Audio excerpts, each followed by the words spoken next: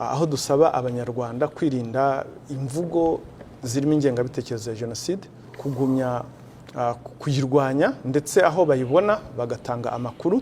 Urubyiruko tukaba turusaba kugendera kuri ingengabitekerezo ya jenoside. Turabizi neza ko nta munsi n'umwe ikibi kigeze gitsinda icyiza iteka kiratsinda. Ingengabitekerezo ya jenoside tugomba kuyitsinda. Urubyiruko rero kuri social media bagomba kugaragaza uruhare rwabo kurwanya ibi bintu, aba bantu bihisha inyuma y'imbuga nkoranyambaga bagakwirakwiza izi mvugo z'urwangano, zibiba amacakubiri, zikura ingengabitekerezo ya jenoside ndetse bakazirwanya mu buryo bwose. Mbonereho rero no guha ubutumwa abakoresha imbuga nkoranyambaga nazo cyane cyane za YouTube ko tugomba kwikoresha neza, twubahiriza amategeko, tukirinda kwitiranya ubwisanzure bwo gutanga ibitekerezo no kubona amakuru no gukwirakwiza ingengabitekerezo ya jenoside.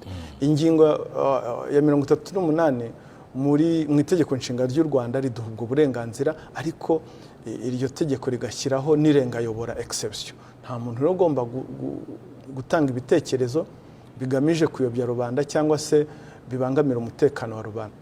Mu by'ukuri kwigisha amateka nta kibazo kirimo, kwigisha amateka y'u Rwanda y'ukuri nta kibazo kirimo, ariko uyigisha yagoreka akururamo genocide ideology, ayahuza na jenoside, ashaka kugira ngo abibemo abantu amacakubiri n'urwango, baturabihanangirije n'umwanya mwiza wo kugira ngo biminjiremo agafu barebe icyo amategeko avuga.